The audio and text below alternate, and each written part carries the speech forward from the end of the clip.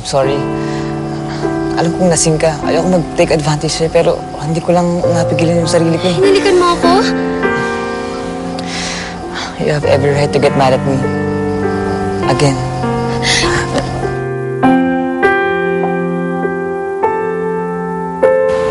So, ibig sabihin, girlfriend na kita? Ayaw mo? Gusto ko. Akala ko kasi papahirapan mo pa ako eh. Bakit naman kita papahirapan? Alam mo, bago kami nagpunta ng mga friends ko dito, may napag-usapan kami na no boys for summer. Ako yung gumawa ng rule na yun eh. Tapos ako pa yung unang lumabag. Masama ang loob ni Tracy sa akin eh.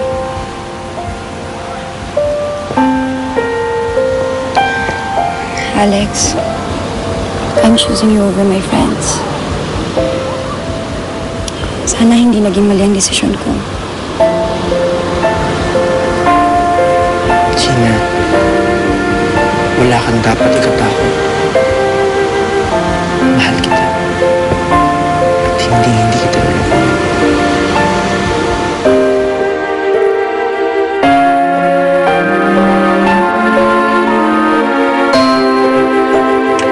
Nako, mukhang totoo na ang nararamdaman nito ni Alex para kay Gina.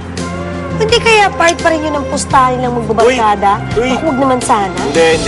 Mali ang iniisip mo. Nararamdaman ko talaga na didevelop na itong si Alex kay Gina. Nahihiya lang siya sabihin sa kanyang mga barkada. Ah, ganon. Ano naman na nakakaya doon? Ano mo palibasa kayo mga lalaki kayo? Kayo, ma-pride kayo. At saka mahilig kayo sa pustahan. Nakakainis. Ako nagkukwento lang ako dito. Hindi ako kasama sa kwentong yun. Bakit kasali na naman ako? Eh, parang nakaramdam ako ng inis kay Alex eh. Alam mo, magpasensya ka na ha. Wala kang mabuntungan ng gali dito eh. Kaya ikaw ang nakakasakit ko. Nakakainis. Sakit ba? Masakit! Nakakainis talaga. Pare, ano to?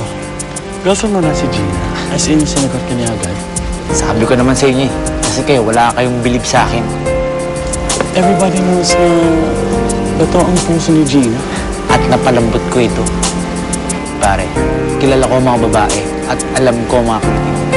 Iba ka talaga. You're the man. Kaya si Aaron, ako, yari sa akin yan. Alipin ko siya ng isang buwan pagbalik sa Maynila.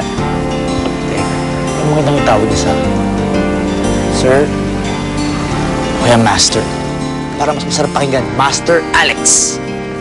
Teka, ngayon girlfriend mo na si Gina. What happens now? What do you mean? Pustahan ng lahat, diba?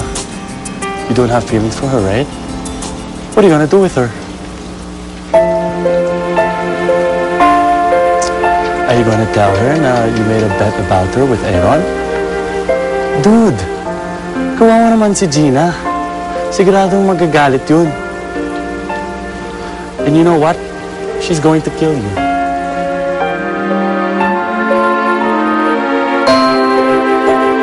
Ako ba? Hindi ka man lang nagpakipot?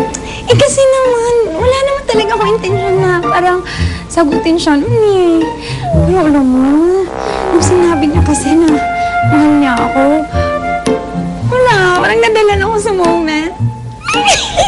Tapos yun na nga, teka lang. Yun, sinabi ko na rin na mahal ko siya. Oo, ganito pala yung maila. Alam mo yun, parang kahit gaano ka katalino, parang bigla lang titigil yung gagana ng utak mo, tapos tanging puso mo lang yung nagdidikta. Parang kung anong gagawin sa buhay mo, di ba? Alam ko yung sinasabi mo, ah. Yan yung masarap na nakakatakot kapag may minamahal ka, di ba? Oo, tapos parang, alam mo ngayon, gusto ko lang siyang makasama, tapos gusto ko siyang makita, mayakan. Tapos kapag hindi mo siya kapiling, parang hindi kompleto yung araw mo. Oo, tapos parang iniisip ko na lang tuloy ngayon kung paano ko siya mapasaya, kung alam mo kung anong ginagawa niya. Tapos kahit ano sabihin ng ibang tao, wala kang pakialam. Ang mahalaga, mahal mo siya.